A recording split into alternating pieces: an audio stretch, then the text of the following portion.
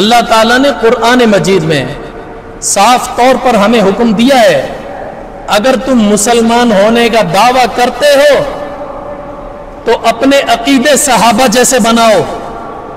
اگر تمہارا عقیدہ صحابہ جیسا نہیں ہے، اگر تمہارا عقیدہ صحابہ جیسا نہیں ہے، تمہارا ایمان قابل قبول نہیں ہے. فَإِنْ آمَنُوا بِمِثْلِ مَا آمَنْتُمْ بِهِ فَقَدِ اهْتَدَوْا وَإِنْ تَوَلَّوْا فَإِنَّمَا هُمْ فِي شِقَاقٍ. اے لوگو، اگر ایمان لاتے ہی ہو تو ایسا ایمان لاؤ جیسا صحابہ کا تھا. بِمِثْلِ مَا آمَنْتُمْ بِهِ، صحابہ کے مثل ایمان لا کر دکھاؤ. وَإِن تَوَلَّوْا، اگر اس جیسا ایمان نہیں لا سکتے تو پھر سنو، فَإِنَّمَا هُمْ فِي شِقَاقٍ، وہ لوگ بہت کھلی گمراہی میں مبتلا ہے جن کا ایمان صحابہ جیسا نہیں. ایک تو اللہ تعالیٰ نے حکم دیا اپنا عقیدہ صحابہ کے عقیدے جیسا بناؤ، اور دوسرا اللہ تعالیٰ نے یہ بھی حکم دیا اپنا عمل وہ بھی صحابہ جیسا بناؤ. والسابقون الاولون من المہاجرین والانصار،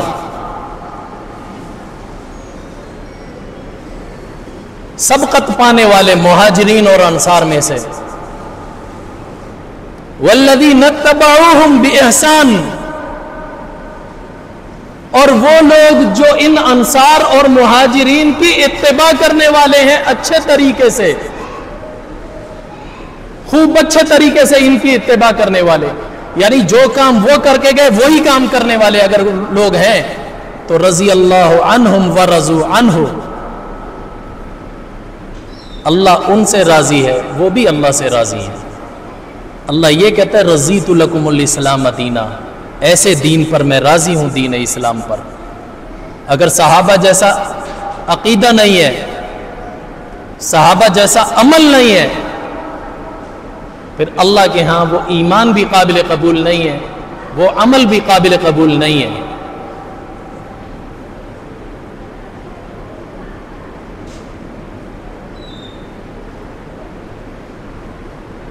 امام بہقی رحمۃ اللہ علیہ نے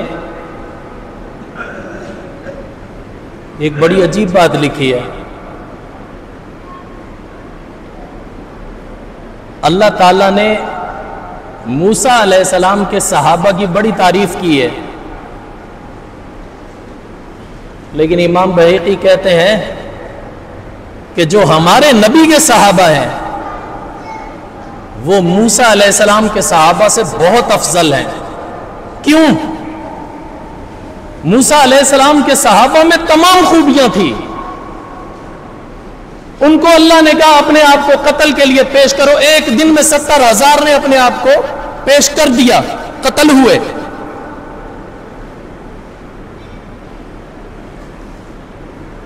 اپنی جان کی بازی کون لگاتا ہے؟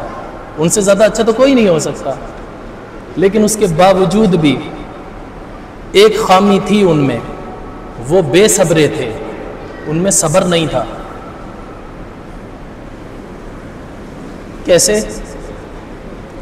موسیٰ علیہ السلام جب بنی اسرائیل میں اعلان کیا کہ آج رات ہم نکلیں گے یہاں سے، سب نے کہا ہاں جی نکلیں گے، ہم بڑے تنگ ہیں فرعون سے. موسیٰ علیہ السلام نے ہجرت کرائی، نکالا تو فرعون نے پیچھا کیا. یہ قرآن مجید میں واقعہ آتا ہے. جب فرعون کا لشکر قریب پہنچ گیا اس وقت موسیٰ علیہ السلام کے ساتھی کہنے لگے اوذینا من قبل ان تأتینا ومن بعد ما جئتنا. موسیٰ، ہم ویسے ظلم کی چکی میں پستے تھے لیکن تیری وجہ سے وہ ظلم بہت زیادہ ہو گیا ہم پر،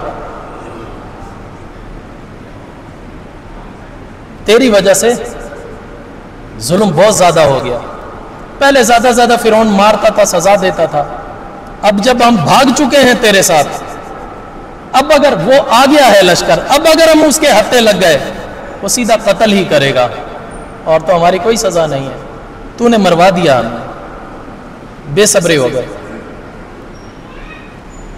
جبکہ موسیٰ علیہ السلام سمجھا رہے تھے تھوڑا صبر کرو، ان معی ربی سیہدین، میرے رب میرے ساتھ ہے، وہ عنقریب راستہ دے گا نکلنے کا، لیکن وہ بے صبرے تھے، الزام دھر دیا موسیٰ علیہ السلام پر،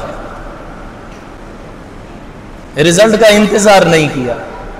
دوسرا، موسیٰ علیہ السلام فرعون سے بچ گئے ہیں، بنی اسرائیل فرعون سے بچ گئے، فرعون کو اپنی آنکھوں سے دریا میں ڈوبتا ہوا دیکھا ہے، اور اپنی آنکھوں سے اپنے آپ کو نجات پاتے ہوئے دیکھا، انہوں نے سمندر نے کیسے خشک راستہ دیا اپنی آنکھوں سے دیکھا، اللہ کی قدرت کو اپنی آنکھوں سے دیکھا، اور دریا کے پرلے پار کنارے لگتے ہی موسیٰ علیہ السلام کہنے لگے تم ٹھہرو، میں اللہ سے تورات لے کر آتا ہوں۔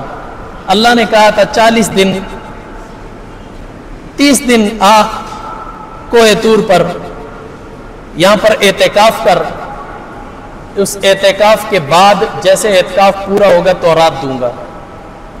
ہدایت کی ایک کتاب مل جاتی، بہت بڑا انعام تھا۔ جب 1 مہینہ پورا ہو گیا، موسیٰ علیہ السلام کو تورات مل گئی۔ جب مل گئی تو موسیٰ علیہ السلام نے تورات ملنے کے شکرانے کے طور پر 10 دن کا اعتکاف اور کیا، 40 دن ہو گئے۔ جب اعتکاف کے 10 دن چلنے لگے اور اس دوران میں بنی اسرائیل پھر بھٹک گئے، انہوں نے ایک گائے کے بچڑا بنایا، گائے کا بچڑا بنایا سونے چاندی کو پگھلا کر، اور ساتھ ہی لفظ کیا کہا، الہکم و الہ موسیٰ فنسی، ارے اصل معبود تو یہ ہے، موسیٰ بھول گیا ہے، پتہ نہیں کہاں لینے چلا گیا معبود کو، اصل معبود تو یہ ہے۔ یعنی 10 دن بھی انتظار نہ کر سکے موسیٰ علیہ السلام کا، بے صبرے تھے، اور ہمارے نبی کے صحابہ بے صبرے نہیں تھے۔ احد کے موقع پر، بدر کے موقع پر حضور صلی اللہ علیہ وسلم نے اعلان کیا تھا بھائی جنگ کے ارادے سے ہم آئے نہیں، جنگ اچانک ہم پر مسلط ہوئی ہے، رات کا اندھیرا ہے، تم میں سے جو ساتھی واپس جانا چاہتا ہے اس کے لیے بخوشی اجازت ہے وہ چلا جائے، کیونکہ ہم جنگ لڑنے کے لیے آئے نہیں تھے، اچانک مسلط ہو گئی۔ کل کوئی یہ نہ کہے کہ محمد نے ہمیں مروا دیا۔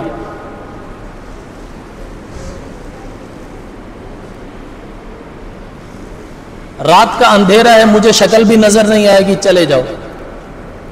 صحابہ نے کیا جواب دیا تھا؟ حضرت مقداد بن اسود رضی اللہ تعالیٰ عنہ اٹھ کے کھڑے ہوئے، کہنے لگے اے اللہ کے رسول، ہم وہ نہیں ہیں جنہوں نے اپنے نبی کو کہا تھا فَذْهَبْ أَنْتَ وَرَبُّكَ فَقَاتِلَا إِنَّا هَاهُنَا قَاعِدُونَ، جا تو اور تیرا رب جا کر لڑے، ہم یہیں بیٹھے رہیں گے۔ ہم وہ نہیں ہیں۔ یہ موسیٰ علیہ السلام کے ساتھی تھے۔ موسیٰ علیہ السلام نے کہا تھا نا مصر میں قدم رکھو اللہ غلبہ دے گا، اور مصر کے لوگ بڑے جنگجو تھے تو وہ دیکھ کر ڈر گئے۔ موسیٰ علیہ السلام کے ساتھی کہنے لگے نہیں نہیں ہم نے نہیں جانا، وہ ہمیں مار ڈالیں گے۔ موسیٰ علیہ السلام نے کہا اللہ نے وعدہ کیا ہے غلبہ تمہیں ملے گا، کہتے نہیں نہیں فَذْهَبْ أَنْتَ وَرَبُّكَ، جا تو اور تیرا رب جا کر لڑے، إِنَّا هَاهُنَا قَاعِدُونَ، ہم یہیں بیٹھے رہیں گے۔ حضرت مقداد بن اسود کہنے لگے یا رسول اللہ ہم وہ نہیں ہیں، آپ اگر ہمیں حکم دو گے کہ ہم دنیا کے آخری سمندر میں اپنے گھوڑے ڈال دیں، ہم وہاں پر بھی ڈالنے کو تیار ہیں۔ آپ اگر حکم دو گے دنیا کے آخری پہاڑ برد الغمات سے جا کر اپنے گھوڑوں کے سینے ٹکرا کر سینے چیر لو، یا رسول اللہ ہم وہ بھی کرنے کو تیار ہیں۔ آپ ہمیں آگ کا الاؤ جلا کر اس میں کود جانے کا حکم دو گے، ہم اس کے لیے بھی تیار ہیں۔ حضور صلی اللہ علیہ وسلم فرمانے لگے بس میرا دل مطمئن ہو گیا، میں تم سے یہی امید رکھتا تھا۔ پھر حضور صلی اللہ علیہ وسلم نے دل کھول کر صحابہ اکرام کی صبح کی جنگ کی تیاری کی، اللہ نے 313 کو غلبہ دیا جن کا ایمان اتنا مضبوط تھا۔ اللہ یہ کہتا ہے ان جیسا ایمان لاؤ نا۔ جب جنگ خندق لگ چکی ہے، ختم ہو گئی جنگ خندق، دشمن شکست کھا کر بھاگ گیا تھا، ہمارے نبی نے لوہے کی زرہ پہنی ہوئی تھی۔ جب مدینہ منورہ واپس لوٹے ہیں تو سفر سے تھکا ہوا انسان، پھر بھوک پیاس کا مارا ہوا انسان، آرام کی اس کو ضرورت ہوتی ہے۔ تو ہمارے نبی جب اپنے گھر آئے ہیں تو ہمارے نبی نے وہ لوہے کی زرہ اتار کر ٹانگی، خود بستر پر لیٹے ہیں۔ حضرت عائشہ فرماتی ہیں میں بستر پر لیٹی ہوئی تھی، اتنے میں دروازہ بجا، دستک ہوئی تو حضور صلی اللہ علیہ وسلم بہت گھبرا کر اٹھے۔ حضور کی گھبراہٹ کو دیکھ کر میں بھی گھبرا کر اٹھی تو میرے بدن پر کپ کپی طاری ہو گئی۔ حضور نے گھبراہٹ میں جا کر جب دروازہ کھولا تو سامنے حضرت داہیہ کلبی رضی اللہ تعالیٰ عنہ کھڑے تھے۔ یہ پتہ ہے کون سے صحابی ہیں؟ یہ وہ صحابی ہیں کہ جب بھی جبریل علیہ السلام انسان کے روپ میں روئے زمین پر آئے ہیں تو اس صحابی کی شکل میں آئے ہیں، حضرت داہیہ کلبی رضی اللہ تعالیٰ عنہ کی شکل میں۔ یہ صحابی بہت خوبصورت تھے، بہت حسین و جمیل تھے۔ حضرت جبریل علیہ السلام اس کی شکل میں آیا کرتے تھے۔ کئی دفعہ صحابہ کہتے ہیں ہم دھوکہ کھا جاتے تھے کہ ہم دیکھا کرتے تھے حضور کی مجلس ایک ہے لیکن داہیہ کلبی دو دو موجود ہوتے تھے، ہمیں پتہ نہیں چلتا تھا فرشتہ کون سا ہے، انسان کون سا ہے۔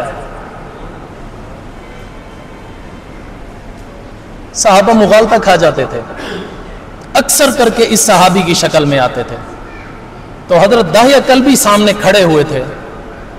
حضرت داہیہ کلبی نے حضور صلی اللہ علیہ وسلم سے پوچھا آپ نے زرہ پہنی تھی وہ کیوں اتاری؟ حضور نے فرمایا جنگ ختم ہو گئی۔ حضرت داہیہ کلبی کہنے لگے مجھے میری طرف دیکھو، میں نے تو ابھی زرہ نہیں اتاری، میں نے تو ابھی زرہ نہیں اتاری۔ حضور نے فرمایا پھر اللہ کیا چاہتا ہے؟ جبریل علیہ السلام نے کہا بنو نذیر پر حملہ کرو اور انہی زخمی صحابہ کو لے کر جاؤ جو ابھی جنگ لڑ کر آئے ہیں، زخموں سے چور ہیں، ان کو کہو، تازہ دم فوج نہیں لے کر جانا، ان کو کہو وہ چلیں تمہارے ساتھ۔ حضور نے فرمایا میں ابھی ان کو لے کر نکلتا ہوں۔ حضور نے دروازہ بند کیا تو حضرت عائشہ کہنے لگی یا رسول اللہ حضرت داہیہ کلبی اس طرح غصے کے ساتھ آپ سے بات کر رہے تھے حالانکہ وہ تو آپ کے صحابی ہیں۔ حضور نے فرمایا یہ داہیہ کلبی نہیں تھے، جبریل علیہ السلام تھے، جبریل علیہ السلام تھے۔ حضرت عائشہ فرماتی ہیں حضور نے دوبارہ لوہے کی زرہ پہنی اور انہی صحابہ کو جا کر کہا کہ اللہ تعالیٰ حکم دیتا ہے بنو قریظہ پر حملہ آور ہونے کا، تم میں سے کون کون ساتھ چلے گا؟ کوئی ایک صحابی بھی ایسا نہیں تھا جو یہ کہہ دیتا یا رسول اللہ ابھی تو میں نے پٹی بھی نہیں کی، ابھی تو زخموں سے خون رس رہا ہے۔ سب کے سب جانے کے لیے تیار ہوئے، سب کے سب جانے کے لیے تیار ہو گئے، اور جب جا رہے تھے حملہ کرنے کے لیے جتھا بنا کر صحابہ پر ایک وجد کی کیفیت طاری تھی۔ اس وقت وہ ایک شعر پڑھ رہے تھے نحن الذین بایعوا محمدا علی الجہاد ما بقینا ابدا، ہم اپنے آپ کو محمد کے ہاتھ پر بیچ چکے ہیں، اب ہم محمد کے غلام بن گئے ہیں، بیچ دیا ہے ہم نے اپنے آپ کو، اب ہماری اپنے اوپر ہماری مرضی نہیں چلے گی، اب ہمارے جسموں پر محمد کی مرضی چلے گی۔ ہم نے کس بات کے لیے بیچا ہے؟ علی الجہاد ما بقینا ابدا، جب تک ہم زندہ ہیں حضور کے کہنے پر ہم جہاد کرتے رہیں گے، جب تک ہم زندہ ہیں ہم یہ کام کرتے رہیں گے۔ انہوں نے کہا نحن الذین بایعوا محمدا، ہم محمد کے ہاتھ پر اپنے آپ کو بیچ چکے ہیں، محمد کے ہاتھ پر اپنے آپ کو بیچ چکے ہیں۔ اللہ کو یہ ادا ایسی پیاری لگی، اللہ نے قرآن میں فرمایا ان الذین یبایعونک، نانا युबायिऊन अल्लाह, ए नबी जो अपने आप को तेरे हाथ पर बेच रहे थे और तेरे हाथ पे थोड़ी बेच रहे थे, वो अल्लाह के हाथ अपने आप को बेच रहे थे। और सुलह हुदैबिया के मौके पर क्या फरमाया, यदुल्लाहि फौका ऐदीहिम, सहाबा ऐसे हुजूर के हाथ में हाथ देकर वादा कर रहे थे। वादा क्या कर रहे थे, हम मर जाएंगे तेरा साथ नहीं छोड़ेंगे, मक्का वाले चाहे हमें मार डालें, हमें मरना मंजूर है, तेरा साथ छोड़कर यहां से भाग जाएं, ऐसा नहीं हो सकता। हुजूर ने कहा था पक्का वादा करो।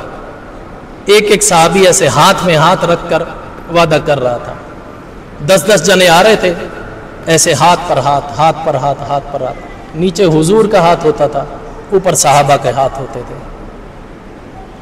अल्लाह ने क्या कहा, अल्लाह को यह अदा ऐसी प्यारी लगी, अल्लाह ताला ने फरमाया यदुल्लाहि फौका ऐदीहिम, ऐ नबी जब तेरे हाथ में हाथ देकर बैत कर रहे थे, नीचे तेरा हाथ था, उस पर सहाबा का हाथ था और उन हाथों के ऊपर अल्लाह का हाथ था।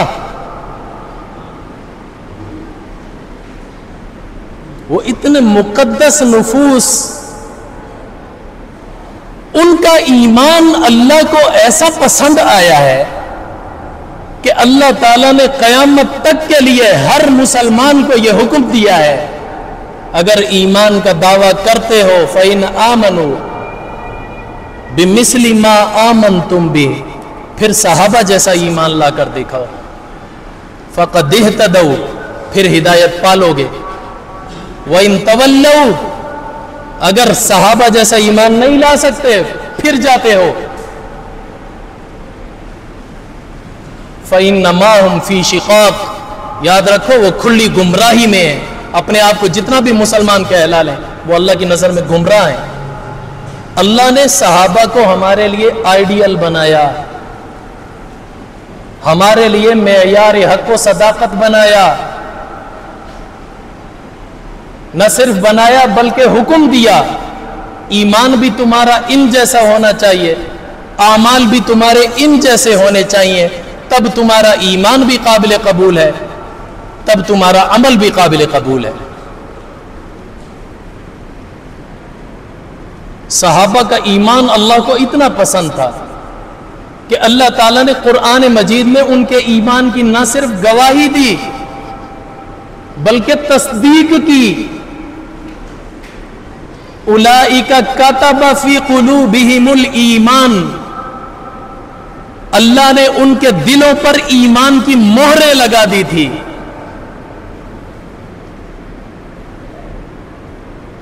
रज़ी अल्लाहु अन्हुम व रज़ू अन, वो अल्लाह से राजी, अल्लाह भी उनसे राजी। व कुल्लम वअदल्लाहुल हुस्ना, अल्लाह ने तमाम सहाबा से जन्नत का वादा किया है। ये आयत उन लोगों के लिए है जो सहाबा इकराम के बारे में गलत सलत धोखा करते हैं। सहाबा इकराम को गलत सलत कहा करते हैं, किस बात पर? कि सहाबा आपस में लड़ते थे। भाई ठीक है, अगर लड़े भी हैं, जब अल्लाह उनके ईमान में नुक्स नहीं निकाल रहा, मैं और आप कौन होते हैं? या तो यूं कहो अल्लाह ताला आलिमुल गैब नहीं है, अल्लाह को पता नहीं था कि अभी वो पक्के हैं बाद में कच्चे हो जाएंगे। ऐसा भी नहीं, अगर ऐसा ईमान रखोगे तो काफिर हो, ये तो अकीदा ही कुफरिया है। अल्लाह ने फिर ऐसे तमाम सहाबा को हमारे लिए आइडियल क्यों बना दिया? ये सहाबा की अजमत और सहाबा की तौकीर बयान की जा रही है। उनके खिलाफ भौंकने वालों को जवाब है कि तुम जिनके खिलाफ भौंकते हो वो तो इतनी मुकद्दस हस्तियां हैं, अल्लाह को उनका अमल भी पसंद है, अल्लाह को उनका ईमान भी पसंद है। ना सिर्फ पसंद है, क़यामत तक के लिए आने वाली उम्मत को हुक्म दिया है, इन जैसा ईमान लाओ, इन जैसा अमल करो। अगर वो बुरे होते, क्या अल्लाह हमें उनके नक्शे कदम पर चलने का कहता? कभी भी ना कहता। और उनका ईमान लाजवाब ईमान था। हम तो अकल के घोड़े दौड़ाया करते हैं हर बात में। کوئی دین کا حکم کسی کے سامنے بیان کر دیا جائے تو پہلے 100 مرتبہ سوچتے ہیں اس میں ہمارا دنیاوی نفع کون سا ہے، دنیاوی نقصان کون سا ہے، پھر ہم اس پر عمل کرتے ہیں۔ دین کا نفع دین کا نقصان نہیں سوچتے، دنیا کا ہم ضرور سوچتے ہیں۔ صحابہ کا ایمان کیسا تھا؟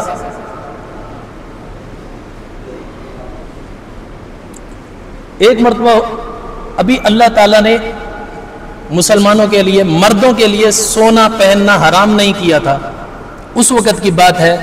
حدیث شریف میں آتا ہے کہ اتخذ رسول اللہ صلی اللہ علیہ وسلم خاتما من ذہب، حضور صلی اللہ علیہ وسلم نے ایک مرتبہ اپنے لیے سونے کی انگوٹھی بنوائی، پہنی۔ یہ حدیث مسلم شریف میں بھی آتی ہے، بخاری شریف میں بھی آتی ہے۔ حضور نے سونے کی انگوٹھی پہنی، صحابہ نے دیکھا حضور نے پہنی، اگلے دن ہوا سب کی انگلیوں میں سونے کی انگوٹھی تھی۔ حضور نے جب یہ دیکھا تو حضور نے ایسے اتاری، ایسے پھینکی، کہا کچھ نہیں۔ صحابہ نے دیکھا کہ حضور نے اتاری پھینک دی، کہتے ہیں کہ صحابہ نے بھی، سب نے اپنی انگوٹھیاں اتاری پھینک دی۔ حضرت ابو ہریرہ کہتے ہیں بہت عرصے تک وہ انگوٹھیاں مدینہ میں پیروں میں رولتی پھر رہی تھی، کوئی اٹھانے کو بھی تیار نہیں تھا۔ جس چیز کو حضور نے پھینک دیا اب کیوں ہم اٹھائیں؟